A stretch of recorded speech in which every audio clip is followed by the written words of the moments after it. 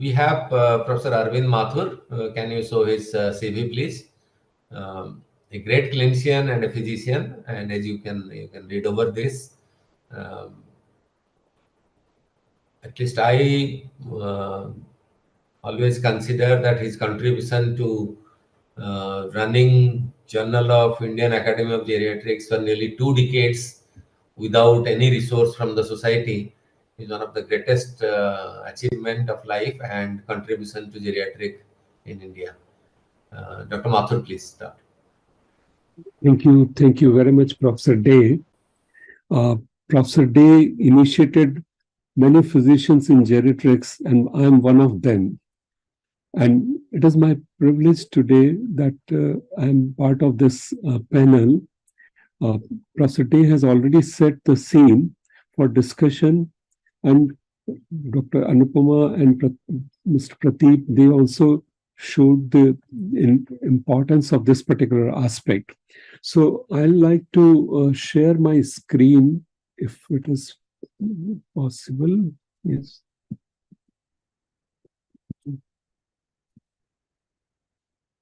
I'm going to talk about the gaps and responses which are there in accessing healthcare services by the disabled older people.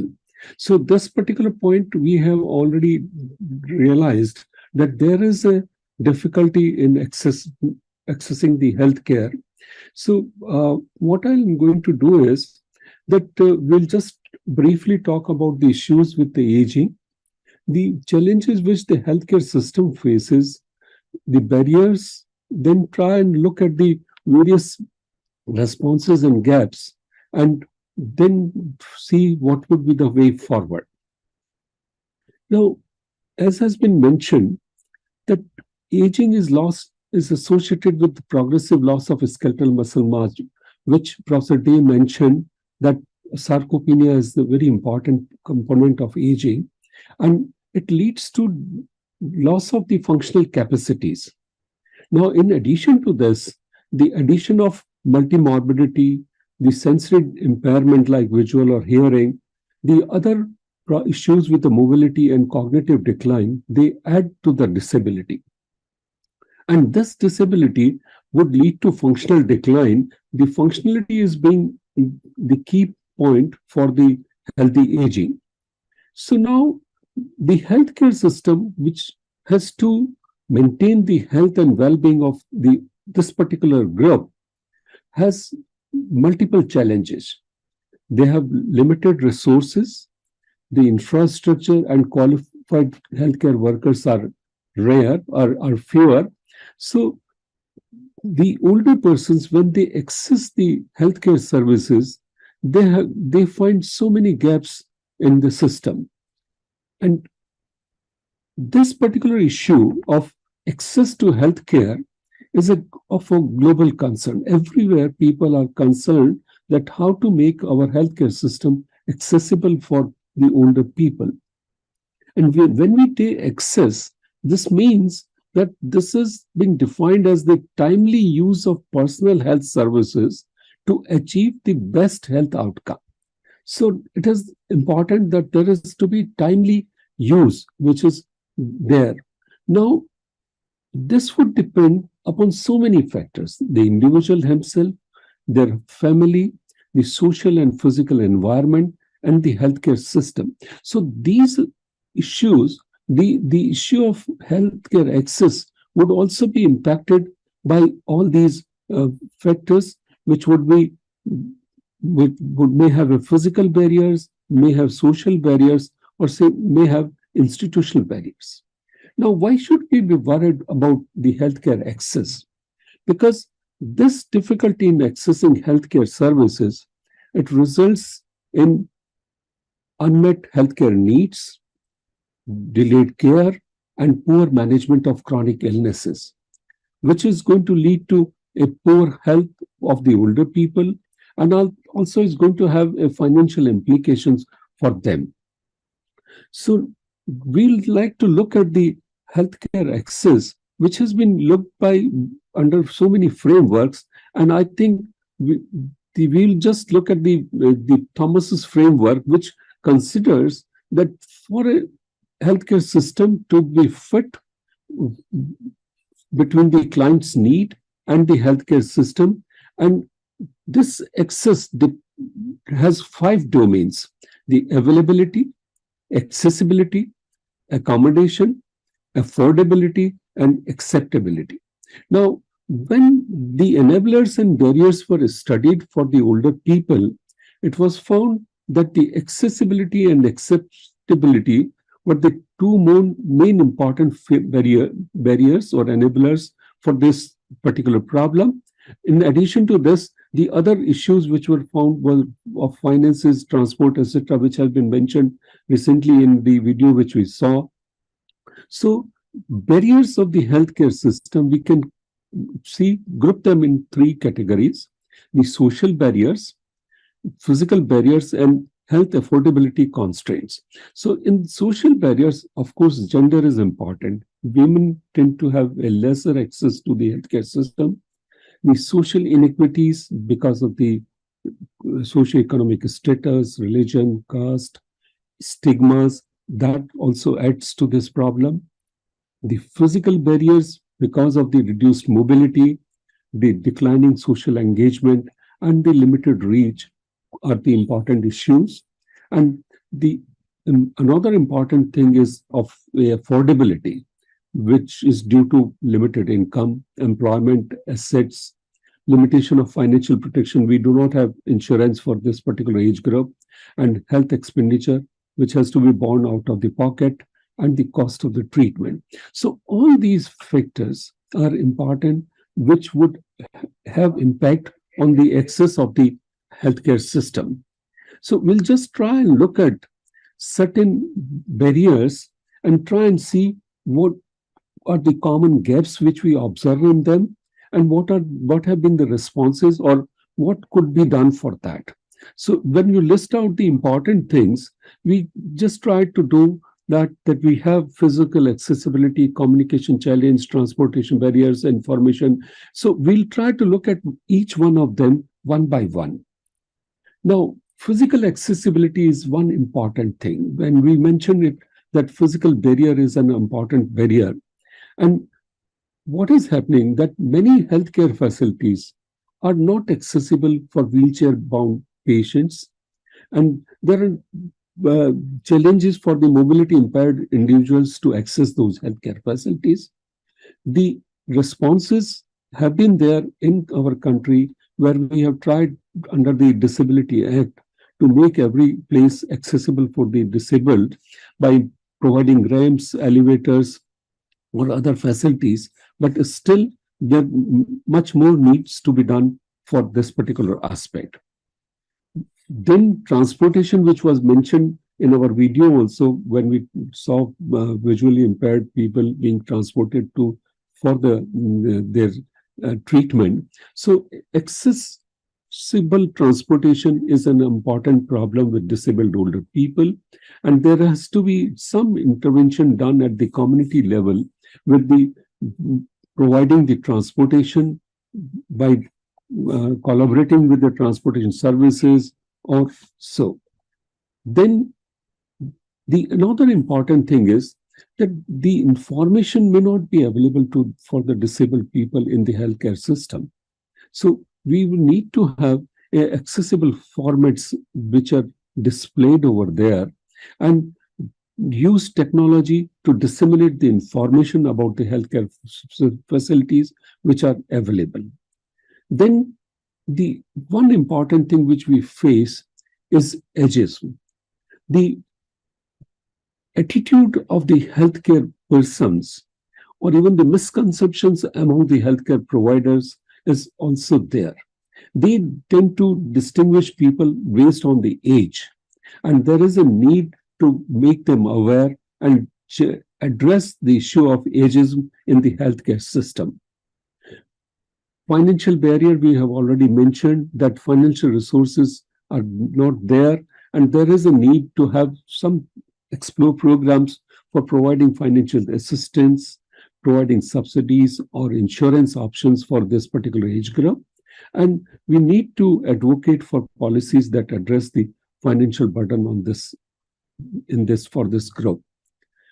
Care coordination is another important problem which is there in this particular age group, where we see that the different healthcare systems, they are not connected with each other, and there is no coordination in their facility working. So there is a need to have a care coordination. In whatever we have realized in community level services, a presence of a care coordinator helps a lot the disabled people to access the healthcare facilities. So there is a need to have a coordination of the care. Even technology can come and help on that particular thing. Cultural competence of the healthcare system and healthcare provider is important. In our practice, I've realized that you have to know the cultural aspect of your population which you are dealing with. So this particular thing is important, where we need to make healthcare professionals learn about the culture for where they are practicing. And we have to have a culturally sensitive environment in the healthcare facilities also.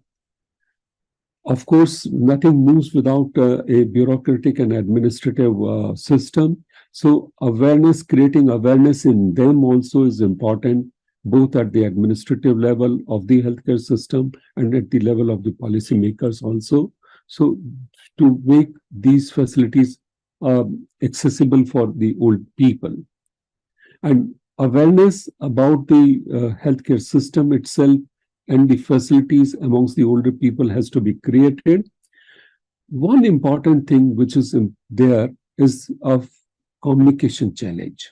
Whenever there is an older person in our clinic or in our institution, we find that communicating with them could be challenging because of various visual or auditory disturbances or cognitive decline.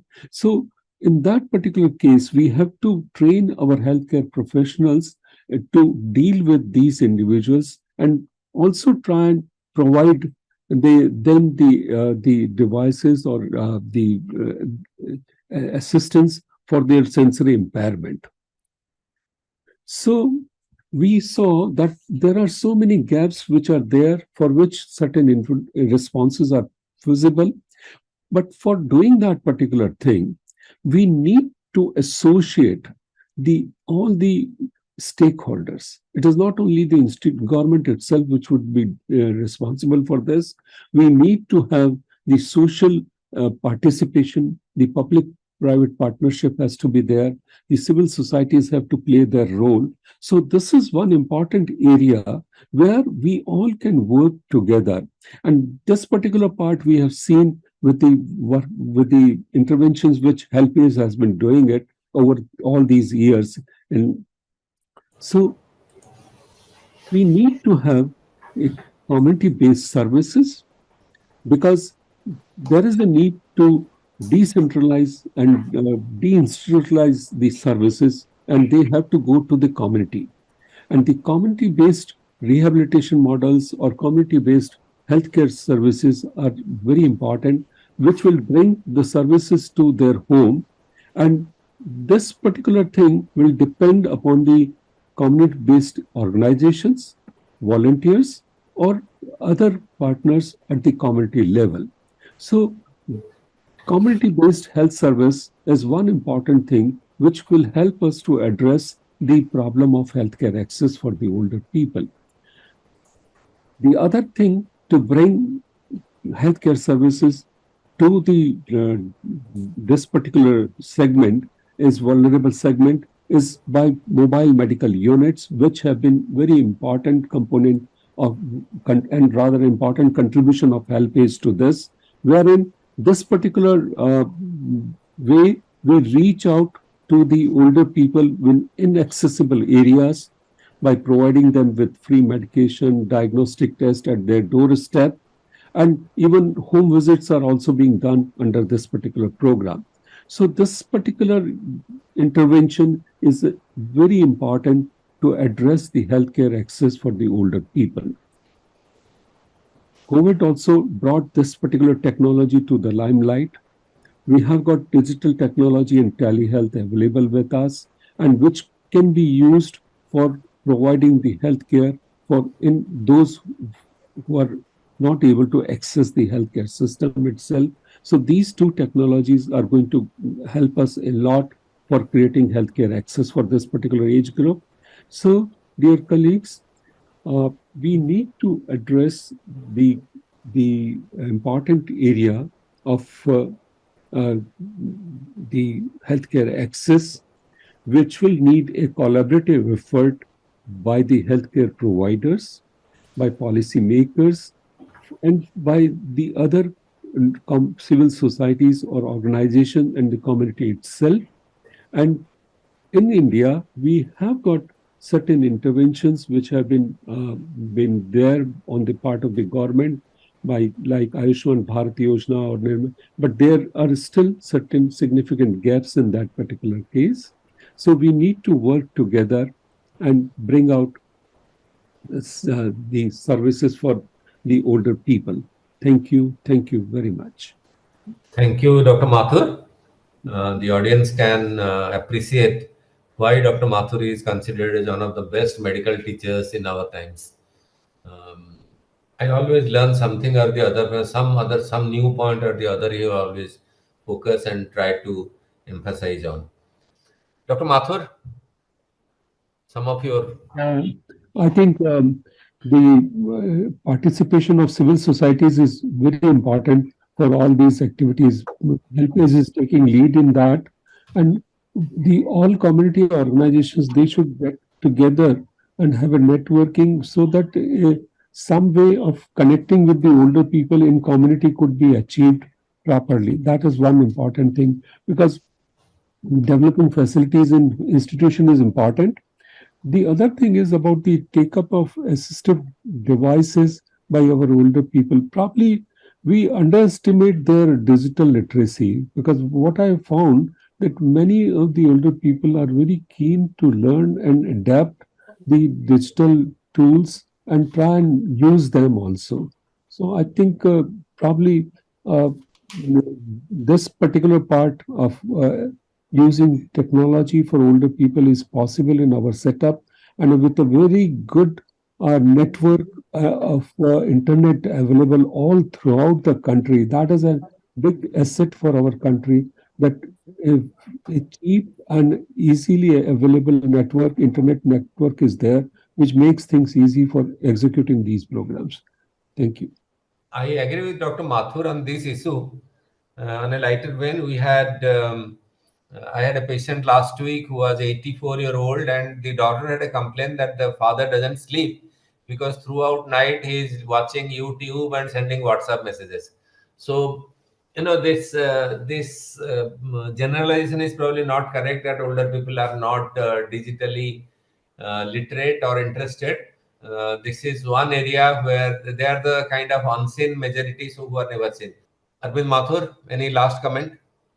Yeah, I think the point which Pradeep raised, linking the healthcare institution with the community needs some initiative, probably at the level of civil society also, because the healthcare institutions are not reaching out, or probably they're not geared with that mindset.